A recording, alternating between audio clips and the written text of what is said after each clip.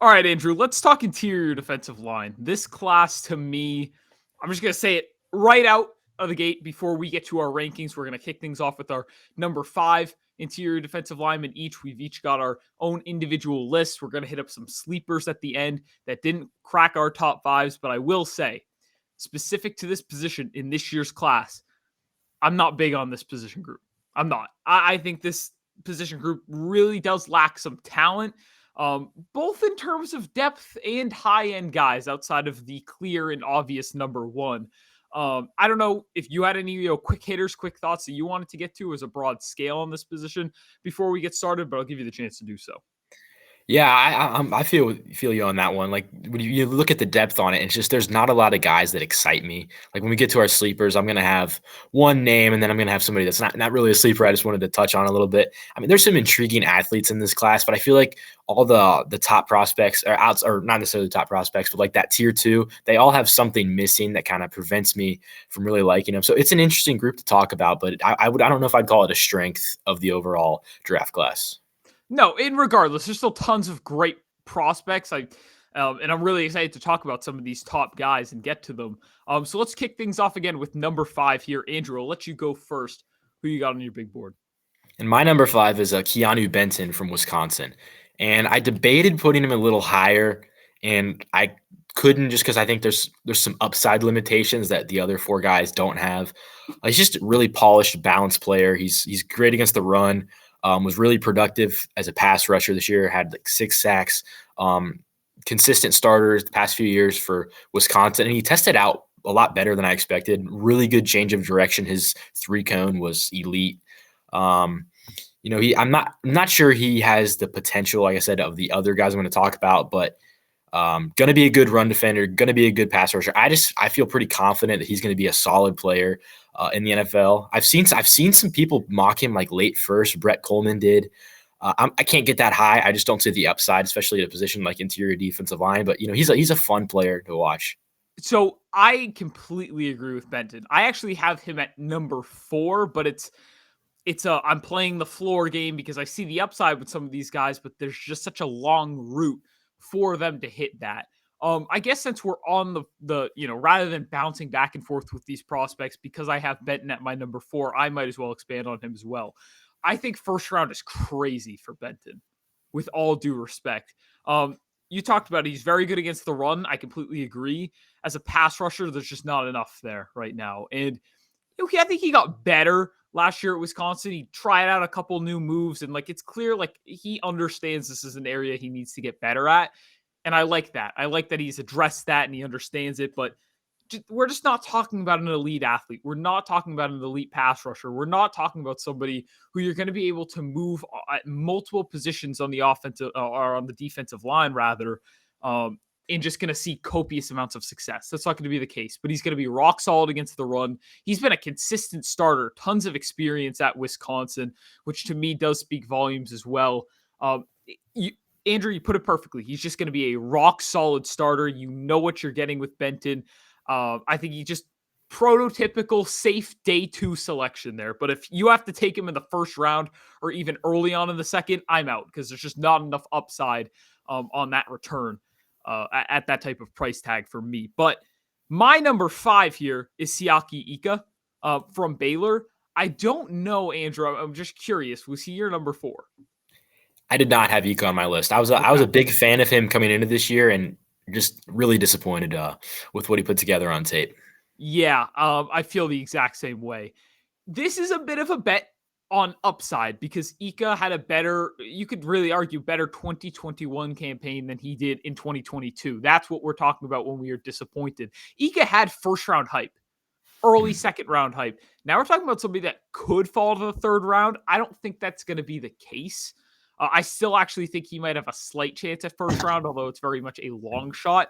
But we're talking about this guy who's got the size of a nose tackle, really good athlete. In the very good reps of him on film are extremely, extremely good. Like they're first round caliber type of stuff. Like they're going to get you really, really excited, making plays in the backfield, pushing the pile. Again, uncommon athleticism for a dude that has the size of a zero technique, a one tech, right? can truly play the nose tackle position with that size. That's what's intriguing with Ika, but it's why weren't you consistent? Why are you getting blown off the ball every once in a while? Against the run, you should be a beast with that size, with that athleticism, playing at Baylor, the college level. And it wasn't quite there. It's just a consistency issue. But I think at some point with these interior defensive linemen, I can only bump up guys like Keanu Benton so high. And again, I do actually give Benton the slight edge over Ika in my rankings. But at some point, I've got to take a flyer and give some respect where respect is due to the upside of some of these prospects. Ika is one of those guys for me. And I think going back to the 2021 film, because you look at guys like Mozzie Smith and Jervon Dexter, who I actually left off my rankings, and it's like, well, they're great upside bets as well. I don't think they're very far off from Ika at all, but that 2021 film still, lingers with me, and that gives me a bit more hope for Ika in comparison to the rest of the field. Yeah, and I've probably come down a little too far on Ika. Like I was tweeting about him early in this season about how he's going to be a steal on day 2, and I don't really know what happened. He just wasn't as dominant as you'd liked for. I mean, there's nobody in the world built like Siaki Ika, and I think maybe some of it's just we had Jordan Davis last year who was so dominant when he was on the field, and then Siaki Ika is just he kind of meanders at times, and I don't necessarily think it was an effort thing, but if you get good coaching with Ika, he could definitely be a really good nose tackle. Yeah, and he's got the size to do it. Again, he's got the athleticism to do it.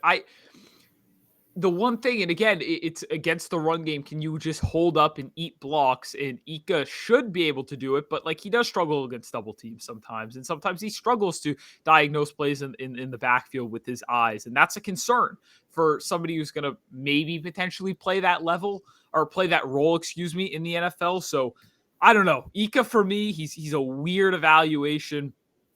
These players that just show you one thing in their 2021 film and then it's disappointing in 2022. They're always a head case. They're always confusing. I think he's somebody that should go on a lot of pre-draft visits. I haven't counted how many he's gone on so far with these teams, but he's somebody that if I'm in the interior defensive line market, I'm in the nose tackle market, Ika is one of the more intriguing case studies to me that I want more information on. But I already touched up on my number 4 with Keanu Benton. We just talked about him. Andrew, now I'm going to let you get to your number 4 prospect. Yeah, and my number 4, I'm sticking with a nose tackle, and Mozzie Smith from Michigan. What stands out immediately with him is the athleticism. Obviously, he was number 1 on Bruce Feldman's freaks list for a reason. Ridiculously strong. There was rumors he was going to hit like high 40s in the bench press. Didn't go that high, but still was the strongest guy there. And it shows on tape. He just ragdolls people. It's pretty easy for him almost. He's also incredibly agile for the position. He moves like he's 300 pounds, even though he's close to 340. And I don't really have concerns about his conditioning, which is usually a big issue for nose tackles. He played a lot. He was on the field for a lot of pass rushing downs as well. And his athleticism is truly special, and I'm willing to bet on those traits. He's not a super polished pass rusher. I don't know that he has a ton of upside there, but just as a space eater that I think is going to make an impact immediately on someone's defense, I like Mozzie Smith. I think that his athleticism really will translate. Yeah, it's one thing that I found with Mozzie Smith is a similar theme for quite a few of these guys, actually. Quite a few of these athletic but raw interior defensive linemen, which, Andrew, I don't know if you would agree or disagree. I view Mozzie Smith in that mold still. One thing is like keeping your eyes in the backfield and getting off blocks consistently versus the run. Because I think Mozzie Smith could be really good against the run. I think he had a lot of great things against the run. He was a huge cog for Michigan's defense on the interior, but it's just that issue. You see it pop up on film, and I know it's going to happen and occur more often in the NFL if it isn't fixed. And I'm just looking here and I'm thinking, between Dexter, between Ika, between Smith, just going back to this conversation real quick, I know we can say this about a lot of position groups. It really feels like, though, those 3 prospects are just so close. They have their particular strengths and weaknesses. They have different roles that they're going to play in the league. But if we're going to look back on this in hindsight in 3 to 5 years and be like, oh, Ika ended up being this good and Dexter was this good and Smith was this good, it's going to be very reliant on where these guys go. Really and truly, I think his prospects, again, some unique qualities about each and every one, but ultimately they fall into a very similar bucket. But just in terms of Smith, you said it, Andrew, space eater. Like I'd assume real quick before we move on, you view his role best as like this take on double teams, really clog up the trenches, great against the run game. Maybe you disagree, I don't know, but I just want to hear like where you think he fits best in the Yeah, I think NFL. that's his best spot because he does have with his power and get off, he's going to be able to beat double teams. But because of his size, that's what you want him to do. You want him to absorb blockers.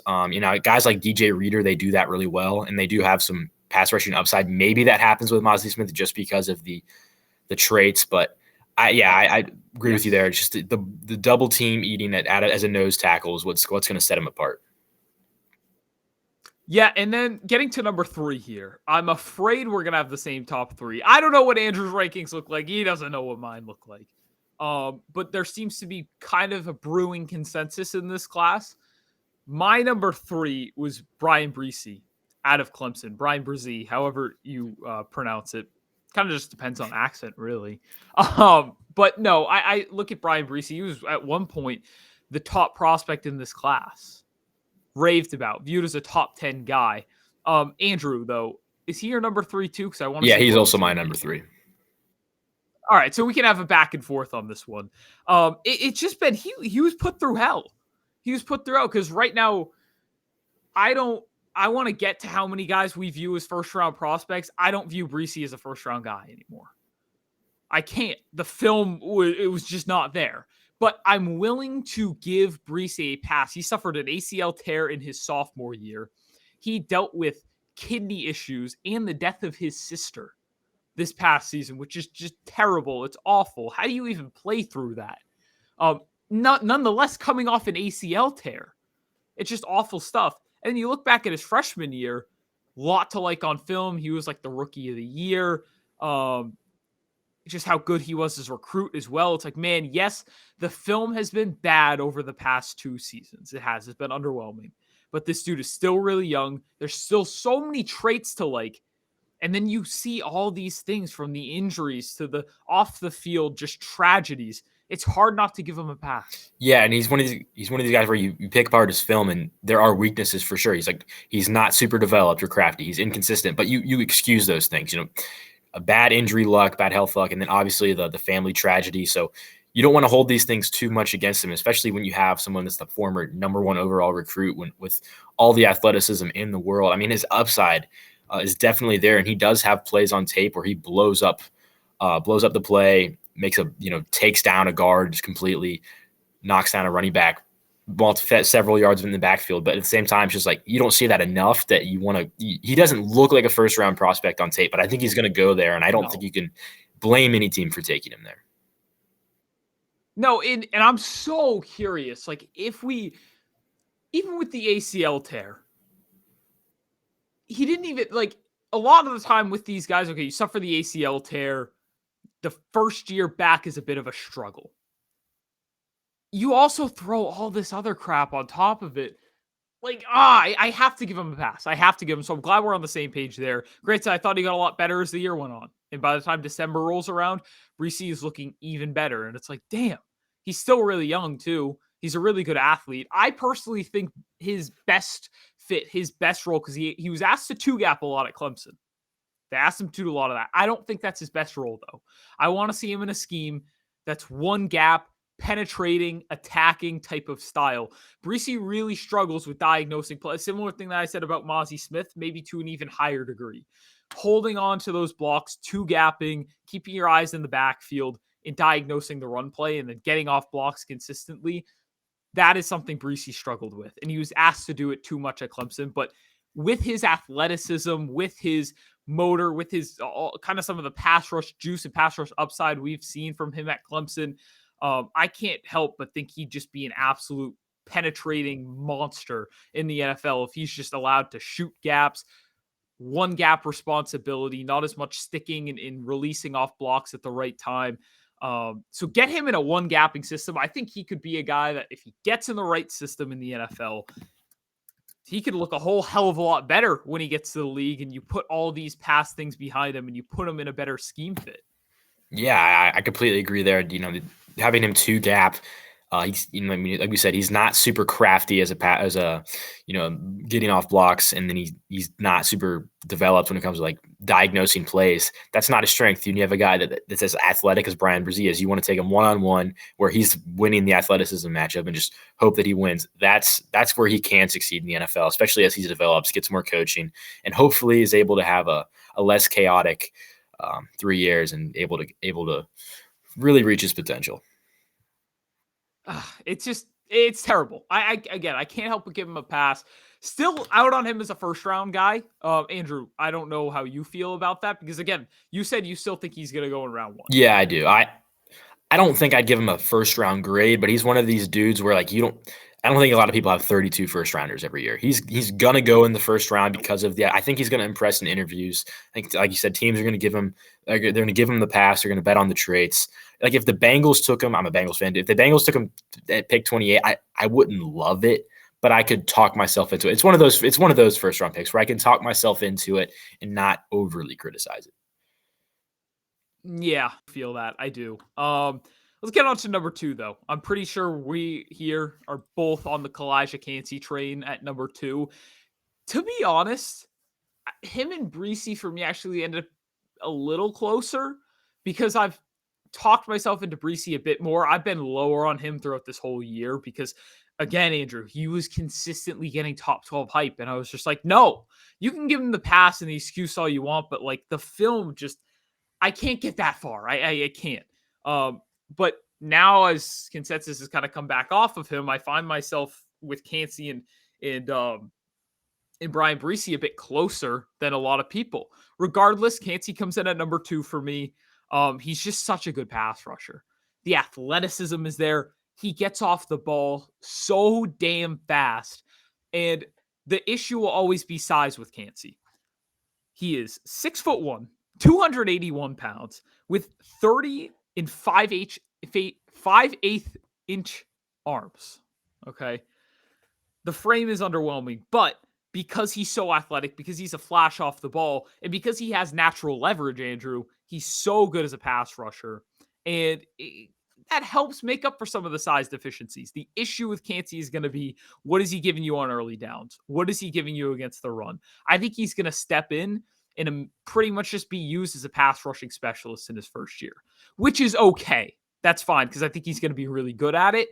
But ultimately, for him to hit this first round ceiling, because Cansey's basically a perennial, like everybody's mocking him in the first round, for him to truly hit that ceiling, I think he's got to at least give you something against the run at some point in his NFL career. Yeah, and I think because of the insane get off that he has, maybe he can add some more power. I don't really know that he's going to get much stronger or add in much more mass, but you can hope that with that get off he can still be effective in the run game. But he's just going to get overpowered, I think, by some of these grown men. Like one of the things that pops out on tape is not only is he so fast off the line, but he's really smart about how he leverages his body. Yeah. Just like doesn't let these offensive linemen really touch him. But he's also going against 19, 20-year-olds. They're not very developed as offensive linemen. When he starts going against 28-year-old, like all pros, they're going to know how to combat that pretty well. And the athleticism advantage is going to shrink really fast. So that's my concern with Cansey. But, elite pass rusher, one of the best pass rush win rates in the league, incredible get off, and he converts his speed to power so well. So even though he's not that big, he's able to use all of acceleration and knock down the guys that he should not be able to. There's a lot to like. I do like him as a first round player, but yeah, I see what you mean. He does need to improve as a run defender, and that's where the Aaron Donald stuff's crazy. He's not ever going to be Aaron Donald in the run game. So I don't know why we're putting this hype on him. That's not. You can't possibly live up to that. Well, you know what it is, Andrew. He was ultra productive. He went to Pittsburgh and he's an undersized defensive. That's what it is. But Donald is just a one-of-one talent. I mean, obviously, right? But the thing about Donald too is he just has so much more strength, like pound for pound. Sure, Donald doesn't have the longest arms, but he's just so damn strong. Kalijah Cansey doesn't have that. And that's just the biggest separator. I mean, Donald is a one-of-one pass rusher as well. You'd be lucky to have Cansey even hit that ceiling. But then against the run is a whole nother story. Cansey just doesn't have enough strength to do what Donald has done against the run, which has been absolutely insane, obviously. So yeah, that's Cansey for me. Is he a first round guy? He's on the cusp. I would give him a late first round grade or early second round grade. Obviously, again, like you mentioned, Andrew, there aren't 31 guys who are going to end up with first round grades in most classes. So you're going to have some second round guys pushed up in there, at least on my big board and your big board. Yeah, Cansey. I really do like him. The film's a lot of fun, but those question marks against the run are concerning to me. And I don't know if he's ever going to be a high end impact player there. Ultimately, too, he's a bit scheme specific, which is fine. There are going to be some teams, though, that look at it and they're like, yeah, second round grade. We're not taking him in the first. He just doesn't fit what we're doing on defense. But for those teams that like to one gap, they like to attack and get after it, like San Francisco, although the Javon Hargrave signing probably takes them out of the market. Seattle, here's the thing about Seattle. All they need right now is run stuffers. They've just signed Draymond Jones. Like that team still needs pass rushing juice, but more than ever do they need run stoppers. So I don't know if I love Cansey there just because you just signed Draymond Jones, but you get the idea of what I'm trying to say. These teams that run one gapping, penetrating, attacking type of front, similar to what I said about Brian Breesy, I think that's the best fit for Kalijah Cansey. Yeah, and Seattle's a team where I would not like to pick at Brzee, but if they took Brzee at 20, you can kind of see the reasoning. And then the guy we're about to talk about, I think that's the right fit for them. Yeah, number one is a blue chip prospect that I was hoping, like if you told me a couple months ago we would have to talk about him for more than 3 minutes, I would be concerned because Jalen Carter is just excellent, checks off every type of box good. One of the best defensive prospects of the past decade. Insane stuff. We're not even going to really talk about his film, Andrew, to be honest, unless you really have some gripes that you think people are overlooking. But I think it's pretty self explanatory. Everybody knows it, everybody sees it. He's that type of good. What I want to touch up on, though, is the character concerns. Right after the national championship, that night, actually, Jalen Carter was involved in a reckless driving and racing incident where a teammate and staffer of his actually passed away in that accident. And he wasn't the one behind the wheel of the car that was in that accident that caused that, but still, he was participating in this. That's obviously a bad look. He had to turn himself in midway through the combine, so he missed out on Jalen Carter's combine. And that led to his pro day getting really anticipated. Okay, now we get to kind of see him and meet with him. And this is now a bit of an issue here 2 weeks later. Within that 2 week span, he gained 9 pounds and his pro day was abysmal. It was terrible. Point blank, period. Andrew, we don't know the ins and outs. We haven't interviewed Jalen Carter. We don't know all that. But just from an outsider's perspective, how concerned are you by these character concerns of Jalen Carter, all these off the field concerns? And ultimately, if you're an NFL GM, you're sitting there. Obviously, it depends on team need and whatnot, the whole 9 yards. But where's the highest you would feel comfortable taking Carter, knowing the risk now attached with the off the field stuff? Yeah, and I kind of mentioned earlier, like the highest I would take him is 5. But when you're drafting a player in the NFL, I think we always forget. I think we as scouts and like fans always forget about this. You're drafting a man. You're drafting a guy that's going to be a part of your locker room. It's not just you're drafting a player. And we don't get to interview Jalen Carter. We don't get to talk to his teammates. We don't know that he's necessarily a bad guy. I don't think that's even like what people are saying. It's just there's maturity issues. Even like the reckless driving incident. That's going to be something that's going to stick with him. Teammate, probably a friend died. Even if we don't know the details of how that crash occurred, but he's gonna feel some guilt. That's gonna stick with him. You don't know how it's gonna affect him mentally, and then the getting out of shape stuff. When we talk about Brian Brzee, you kind of want to excuse some things, but like there's no excuse to be out of shape when you're one of the best athletes in the world and you're this young. And it's just a concern. It's like, will he reach his potential? Is he going to get in the way of himself? That's really what I'm nervous about. But on the field, like you said, he checks every box. So I'm rooting for the kid. I hope he gets it together. But of course, I mean, I want to see all these guys succeed. Really and truly, I don't like to see people fail and whatnot. And I certainly don't want to see that with Carter, given all the. I mean, this is a special player. He'd be so fun to watch in the league for years to come. Yeah, the risk again, it's tough. You hear Detroit though, like Dan Campbell comes out and says, "What we found was interesting." That's all I'll say, and it's like, damn, that's Yeah, not a good look. it's definitely concerning, especially with Dan Campbell, who's one of these people where I feel like you'd put any guy in there and they would fit the culture. But Right, right. That and I have to take that with like I have to take it because I'm not interviewing Jalen Carter. So mm, you just pick up on those things like that's concerning to me. Um Now let's talk sleepers though on this class. Again, neither of us are very high on what this class has to offer. We don't really love it by any means, but just talking whether there's an honorable mention, a sleeper, a guy you want to talk about, Andrew, that didn't crack your top five. Now's the time to hit on them. yeah, so sleeper wise, I struggled here. There's 7 or 8 guys that I like in the class with upside, and then everybody else was kind of middling to me. But the one guy that kind of I guess does stand out, that would be a sleeper is Keandre Coburn from Texas. Mora Ojamo gets more hype, which I don't really understand. Maybe I just watched the wrong games where Coburn was better than Ojamo, but Coburn's a massive human. He's 6'2", 330 plus pounds. He's got great get off for a guy that size. He had 24 QB carries this year. He was really productive as a pass rusher. Now he needs to develop some moves, but he's insanely strong and he gets off the line quick. That right there is something that's intriguing enough for me early day 3. It's actually funny you bring up Ojomo because that's my sleeper. The reason he's my sleeper is because I see him getting mocked and I do plenty of I love doing mock drafts. Whenever I get a free, 10, 15 minutes, you do a mock and Ojomo's there a lot in like the fifth round. I don't see some big upside player. He's a fifth-year senior.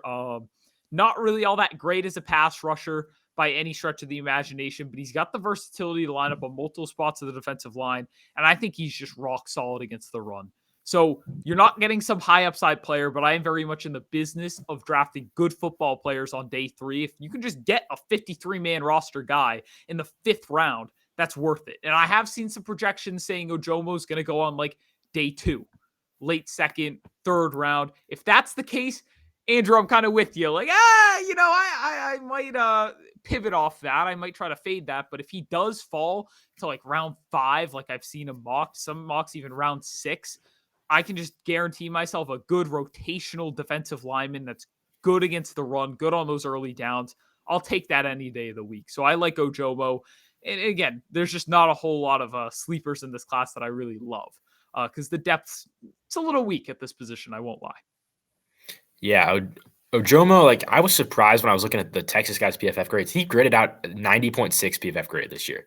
That's kind of crazy. I did not expect that. But he's a little smaller, so Yeah. that always does make me a little concerned. But like you said, if the value's there, sure, he's a good football player.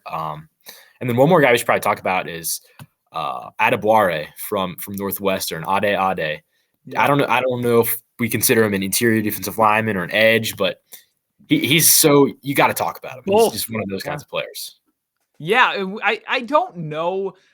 Just for those of you who don't know, if you're interested, I went on last week with Gavin and we talked the edge class. We talked the linebacker class. I don't know if we brought him up, but Andrew, we were texting this morning because you were just like, do you want to consider him an interior defensive lineman? And I said, Andrew, if that's what you view him as, do it because honestly, he's going to play both in the league. He's that versatile. If you want to get the most out of him, you're moving him in both spots. You're moving him all over the defensive line. So absolutely put him in this conversation.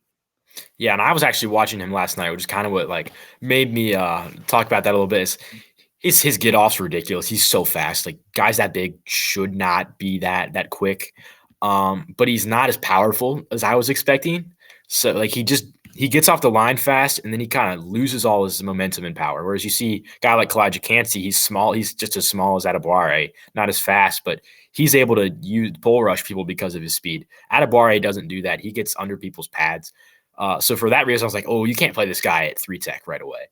But the upside's there. I think if he can develop that trait, he can play on the interior. And then, as an edge, I'm just not sure he's crafty enough yet. He's one of these guys where he needs to go to a good. I think New Orleans is a good system for him. They have some needs both at edge and interior They defensive lost line. some So guys. Yeah. yeah, and they like guys like Peyton Turner, who still was a questionable first round pick. But Adeboware's got a lot athletically. incredible upside. And he's kind of a ball of clay, which is what I like about him. But I don't think I would put him. I would not have put him as a top 5 player if I was considering him a pure interior defensive lineman, and he's definitely not a top 5 edge.